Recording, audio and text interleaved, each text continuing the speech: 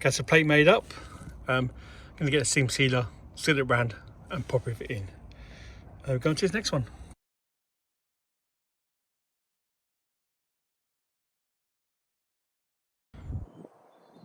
Okay, that's both plates on now. Pop everything in and sealed in, wait for the sealer to dry. And we'll paint the whole bulkhead afterwards. There's the grommet for the brake hoses. Goes quite well. I will put some metering over top of that to stop any water getting in as best I can. But yeah, happy with that.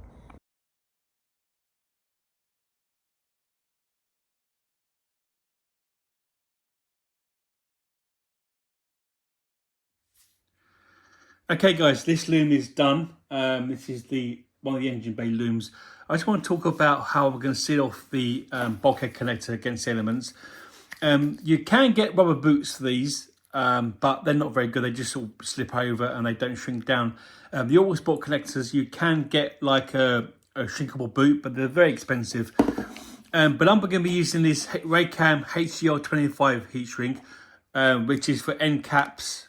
To seal off end caps, and also seals off any joints in the loom itself.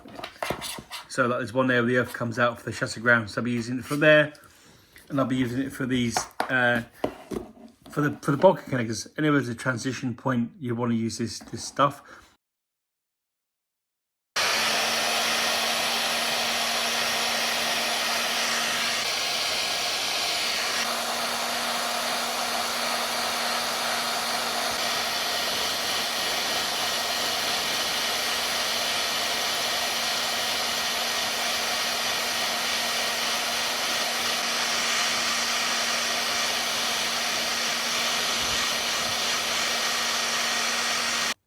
So while it's sort of cooling down, it's going to hold it at the angle and hold it too. So this one obviously goes to the left down the bulkhead.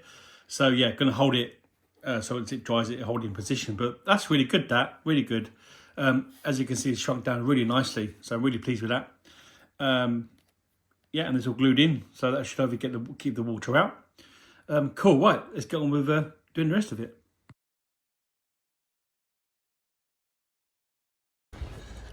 Okay, so that's both the bulkhead connectors all connected now. Pretty happy with that. Looks pretty good. So one going down that side, one going down that side. And they just literally just pull off and unplug. That's really cool. Okay.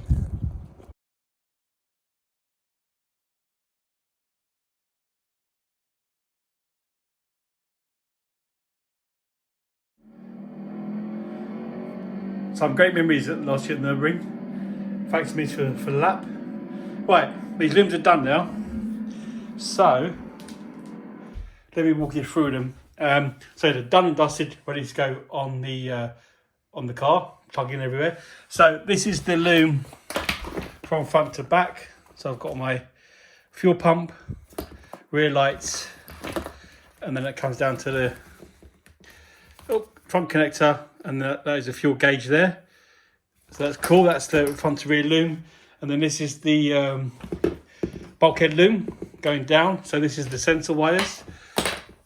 So I'm going to have this is going to be for the oil level sensor, and then also the alternating exciter wire. Got my fuel pressure, which is that one there, and then last but not least is the oil pressure and oil temperature sensor. So that's that one, and then these are the lights, and this is the outside loom, and this is the connector for the wipers, and then again goes down to the lights. They're made up, which is the other end of that oil level sensor loom. I'll have to calibrate the software once I get on there, but I'll show that to you later, guys. Okay, let's put his looms in for the final time. Over here.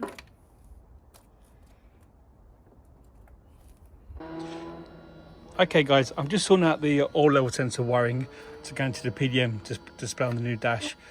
So I've got the 3 wires here that go into the sensor. So I've got to which ones which I need to find a 5-volt supply, a ground and a signal wire. So I'm going to go through the pins here. This first one I've got, so this one loom comes from the ECU down into the sensor, which is down there. So I've got to find a 5-volt supply. So I think it's red and yellow here. Let's check that. And yeah, so just set that again. Yeah, that's my 5-volt supply. Then if I go into the brown and black, which I think is the earth, yeah, just get the resistance through that, which already connected to the body earth, which is fine. So that's the earth. That must mean the blue and white one here is a signal. I just check that, and yes, I get a different voltage from that wire, which means a signal wire. Can I plug that into the PDM and calibrate it in the software? Okay, so just doing the sensors now for the engine sensors. So these cars, as most you probably know, never had an oil pressure or temperature sensor. So I've got one in there, which is the Bosch, just down there. That's what that plug's for. Zoom out. And then I've got my fuel pressure, which is going to come off the rail. I've got a sensor, going to make a little remote hose there and connect that. And then I've got my oil level sensor and alternator wire. So that is the one I'm going to come to the ECU Loom. This is cam and crank, which has obviously already been there. So I'm going to plug this into there and then connect up this smaller loom, which goes down to the oil level and alternator. Okay, so that's the sensor loom in, the oil level sensor, and then the alternator exciter wire. Okay, morning everybody. The sensors are all plumbed in now. So my fuel pressure is on top there. This is the oil level sensor going down there, and then the oil pressure and oil temperature sensor, which is there. So this engine never had the oil temperature and the fuel pressure sensor. So a welcome addition to feed the information to the new AIM dash and the PDM. So these sensors are all using the 5-volt system, which is a 5-volt signal wire, a signal ground and a channel wire, which feeds the information to the PDM and then to the screen. So there's the sensor I'm using. So all these sensors we be using the three wire system. The only sensor I kept was the factory sensor was the oil level, and that will be calibrated in software later. I'll show you that, guys, when I do that. But for now, I think it's time for me to get the dashboard in, and then I'll fit the AIM display there, line it up, and we'll get it bolted down, screwed down, bolted down, whatever. Once that's in, then I'll finish all the switching wires, get everything switched in on and off, and calibrating the software, which I'll walk you guys through. Okay, see you in a bit. Ah! Look what just arrived, guys. Sorry about that strange noise there. Right, what have we got? Yep, the 10-inch display for the PDM has arrived. I got the one with the road icons because I just prefer that, because it is going to be still a street legal car. But guys, let's open it up and see what's inside.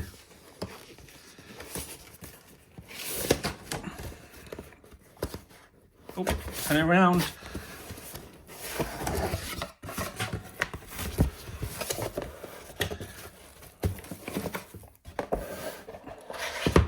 Oh wow, that is cool. A big display. That's going to show everything on there. Let's go and get this working.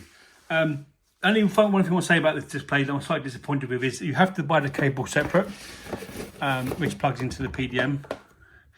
I think it's called the LDVS cable. That's quite a shame. You thought it would have come with it, but apart from that, I'm really happy with it. Okay, so I put the dashboard in, just on like the display, the 10 display, and it just sort of hits the roof of the dash there. So I'm going to cut this bit down along here, so then the dash will drop down a bit further more and give a bit more space. So let's crack on and do that. Join back when I've done that, guys. Okay, cool. I made the cut in the dash along the bottom there, and the display lines up perfectly. Now let's get it bolted down. I'm not sure I'm going to roll it down and screw it down yet. I'll line it up and we'll see in a second. But yeah, that's pretty good what that is. Okay, just taking the dashboard back out. I now line up this mount for the display. So I'm going to have to TIG it there, TIG weld it. There's no way to hold it down. I was hoping to bolt it to this, but the hole's in the wrong place and it just wouldn't be tight enough for me. So anyway, it has to go back as far as possible. So I'm going to tack the bracket on around there and then take it off, and then this will come to the front and it'll bolt down.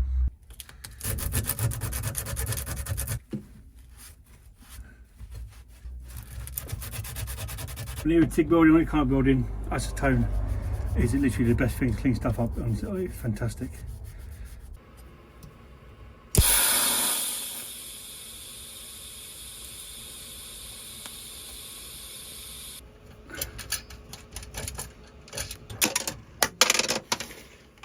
Okay, let's give our tack along there.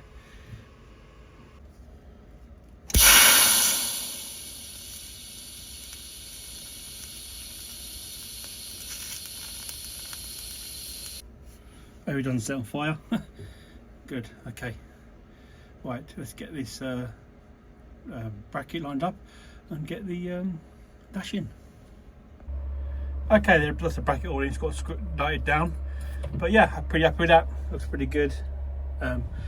Okay, right, let's get the display on, get the PDM turned on, and then start calibrating some of these sensors, see what we get on the dash in terms of readout, and then back at a 10-inch screen there. Okay, so that's the 5-volt and reference ground block in to feed all the sensors that are going to be running. These are the two wires coming out the grey socket, which is the 5-volt and the reference ground, and then all the rest of the sensors can be fed off there. So yeah, obviously there's the engine sensors, which is the pressures and sensors and so on, and then there's going to be brake pressure front and rear, which is, you know, going to be amazing for me because I've got the pedal box. It should be a lot easier for me to kind of gauge where the brake pressures should be, so that's a massive thing for me. And later on as well, I may run suspension sensors, but for now this is where we're going with it. Okay guys, right, starting to make this switch up now, finish off the PDM install. We're getting there, we're very close. So as you probably remember before, I was talking about making switches and buttons for the control panel here.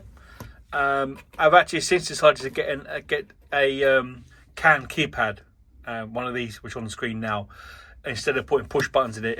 It reduces the wiring a lot more. It is obviously more expensive, but it's kind of cool. So that's a plan for controlling most of the inputs to the PDM. And then obviously the other problem, or the other situation, is a combination switch, which is the stalk. So this is the original Mercedes wiper stalk, and it's basically a digital switch, which means that it works on resistance. So there's very few wires that come out of that switch, as you can see there. If I take off the connector, you can actually see it better. So that's the back of the switch connector there for the factory AMG stalk. So anyway, basically there's only one wire, say for instance for wipers, for indicators. So that's the indicator wire left and right. So it uses a different resistance value when you switch between the two, because that actually went into the light control module. So for me to use this with the PDM, I'd have to go into some analog channels and set them up through there. They're already been used up with sensors and other things, so I can't use that. So this switch to me is no good. So thankfully the W202 non-AMG versions or earlier versions didn't use that kind of switch. They used more of an analog switch, which is what I've got here. This is of a 202 99 C class, and as you can see, it's got a lot more wires. So I've already started to work some of it out, and this will work on my PDM fine. So basically every switch has got its grounding point. So these switches will work. I've got one side of the switch will be grounded, and the other side of the switch will go to the relay module, which is going to be wipers, indicators, washer, pump, and high beam. So that's what these wires here. So for instance, these two here indicate left and right. Beautiful. Whereas the only other old factory switch, I need one wire for that. I've got so left and right indicator. That's main beam, and I've got my washer pump, and I've got one or two of these are wipers, speed, fast and slow. I can't have intermittent no more. That's okay. I might be able to program to PDM later, I'm not sure. But for now, let's get this switch into the car, wired in, and start working some of these connectors. Okay, so the wiper's on, the stalk. So what I've done is I've earthed the wires onto the earth point there. They would have gone to the light control panel and like, you know, various places to get them the switches activated. So anyway, they've been earthed because obviously, as I said, the PDM works and signal to ground for the switches, and these are switch wires, so I can work out which is which. I'm pretty sure The grey and white, the black and white and black and green are indicators left and right. Then I'm going to have then I need two for the wiper speed, one for the flash, and one for the washer pump. So what I'm going to do is I'm going to use my test light here, and I'm going to see which one is which. That's connected to live. So now we can go through them and through the switch and see which one is which. Okay, so let's start going through these wires, sorting them out, and then they will wire into the PDM switch side, which is the Rio. So we've got first got organised which one is which. So let's find the indicators. So I think it's these two. Well, no, it's these two wires. I have got the Haynes manual for the 202, which does cover the basic model. So it's got some wiring diagrams in there. It's actually got the wiring diagrams for the lights, but not for the wipers. But anyway, so let's get this done. So I'm going to put a test light onto the indicators. So should it light up? Hopefully. Good. So that is a left-hand side indicator. So the white and black is left-hand side, and hopefully the green and black will be the right-hand side. Cool. Okay, so they're definitely white. They're definitely the indicators. Next, we need to find the flash. I think because it's quite a thick wire, so I think it's that one there. So again, if we try and pull the stalk forward, yep, and locks into place. High beam flash, quite important when you're on track if you're going past people. I don't like to flash, but sometimes you have to. And then wiper speeds. Oh no, hang on. Let's try the washer pump first. I think it's this one here. Yeah, washer pump, and then 2 wiper speed. So let's go the black one first. Let's go speed 2. Yeah, so that's good. And then speed 3 for the last wire. Good. Okay, we know what they're doing. So these 4 wires now we have to be connected to the Rio. Sorry, 5. How many? 1, 2, 3, 6 wires. So I'm going to connect them into a Dodge connector, and then plug them into the Rio. I want the loom to run down here. Hang on, let me just show you. Turn it around. Sorry about the. So I want them to run down there, and then there'll be enough length then off of the Rio to go around. Yeah, that's enough length there. Okay, there's a combination switch wiring all done. So there's a switch there, and then so the first loom coming out is the earths, which goes up to the earth point there, and then here's the loom going down into a Dodge connector there, and then coming off into the PDM connector. Right, let's get this screwed onto the column and make sure all the switches are working.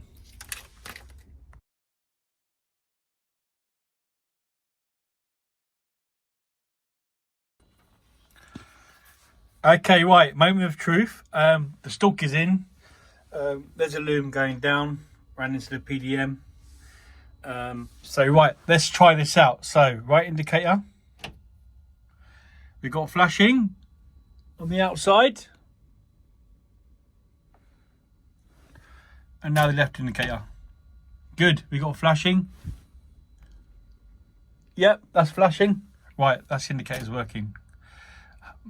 High beam.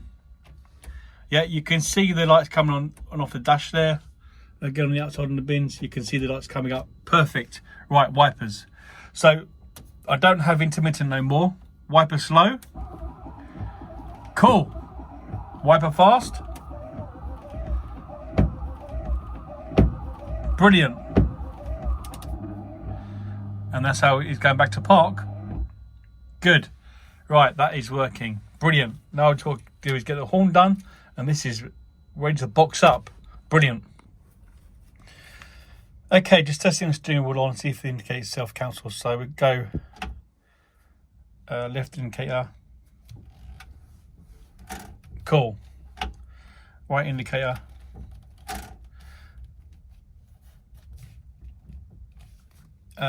Really happy with that. Everything works as it should. Really pleased with that. Yeah, it's fantastic. Slip ring, what I can do actually, because my slip ring has got 4 wires, 2 for the horn and 2 for the ABS, I could actually make a button on the steering to have 1 button press. Maybe I'll do that it means order another slip ring logo to cut some wires down for this one, but maybe I'll order another slip ring off eBay to get that working as a button. I was going to buy, well, I was thinking about getting the steering wheel controls, but they're like £700, and it's a hell of a lot of money. So this system, £20 off eBay, got the factory combination switch for the early W202 models. It's got everything working fine, so I'm chuffed for that. Right, let's go on to doing some more programming. Okay, so we're going to start to go through some of the software here on the AIM Race Studio 3 calibration setup for the PDM. So I want to first talk about sensors that I'm using in my current PDM setup. So yeah, they are engine oil level, fuel level, engine oil temp, engine oil pressure, which both use the same Bosch sensor, fuel pressure, brake pressure front and rear, and steering angle. The steering angle I'll be using, or try to be using, the factory steering angle sensor, so I'll let you know how it works out when I do that. But okay, let's talk through these. First, the fuel level, obviously a very important sensor. Let's go into it here. So all in-tank fuel level sensors use a 2-wire system, which is the value of resistance. And then the software converts that resistance into millivolts. This is the custom sensor setup part of the software here. And we are going to go through the fuel level now. So if you look here, here's a table. So this is a fuel level section here. And I'll go through this live in the car in a minute as I'm putting fuel in. So basically what happens is the millivolts readings are here. So 135 millivolts, my tank is empty. Okay, I'm using litres here. It is 0. At 165 millivolts, I'm using 1 litre. So what I've done, I'm going to be using that 165 millivolts as an empty tank, the way I'm going to calibrate my system. And then 205 millivolts, 5 litres, 250 millivolts, 10 litres, 290 millivolts, 15 litres. So I'm going to go up every 5 litres. Okay, guys, let's go out to the car. Let's get it set up, and we'll show you some real time the rest of the tank. For the rest of the tank, which I should go with, hopefully going up to 62 litres of capacity. Okay, so this is the live measures in the software, and as you can see there, 283 millivolts is 14.2 litres. This is my chart here. So yeah, 136 volts is 0 litres. 165 millivolts is 10 litres, 214 millivolts is 15 litres, and 290 millivolts is 20 litres. But that's actually calibrated at 5 litres as below 0. So that actually, this is the levels here. So I'm calibrating 5 litres as my 0. So I've got 5 litres in there if the gauge says 0. Okay, let's start putting some fuel in now. And then we get this up to, hopefully gets up to 60 litres, which is the capacity of the tank. Okay, right, I'll see you in a minute. So I've just put in 5 litres of fuel, and now we've got a reading of around about 320 millivolts. So on my chart, that's 320 millivolts at 25 litres in tank, calibrated to 20 litres. Right, let's carry on. Okay, should better see some real time there, but prepared to put another 5 litres of fuel. Watch those millivolts go up.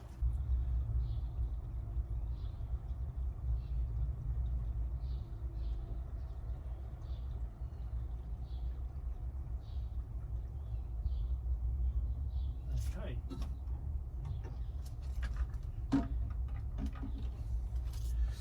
Okay, yeah, so there you go. That is now 30 litres of fuel which is half a tank pretty much, 356 millivolts. Okay, let's carry on. Okay, so that's the calibration all done for the fuel tank. So as you can see, the millivolts readings corresponds to the amount of litres in the tank. Now my in-tank sensor only tops out 450 millivolts, which is the maximum it will go to. So the last couple will be, so I've got 15 litres there of fuel that won't be measured because it only goes up to 450 millivolts. But the most important thing is I do have it from half a tank down calibrated exactly, so I know what fuel levels are when they get to it. So there's the gauge showing full tank, and we're going to live measures somewhere here. it will show the fuel level in millivolts. So I'll go to millivolts there, click it. It shows me capacity at 60 litres at 450 millivolts. So going through live measures here, this shows me all the rest of the stuff I've had connected to the PDM. This is probably the most important part of the PDM setup, is this live measures. It gives you everything on here. Okay, so next, I think the PDM sort of wired in. I've got to wire in the brake pressure sensors, but I'm going to do that at a bit of a later date, because I'm going to drop the pedal box down a bit further to the ground. So I'm going to drop the pedal box down a little bit more to give a bit more leg room in there. But guys, I've now got the 8-button CAN keypad to wiring. So let's get this done. I'm going to connect this into the PDM, get some buttons working, and we'll start going through that. So yeah, great. Okay, so I've got the CAN keypad all wired in. This is the connector going into the PDM, and then here is the 8-button CAN keypad, and I've got my icons to go in the front. So there's the software for it. So I'll get these icons into the buttons, and we'll get it plugged in and we'll see it works. Fingers crossed.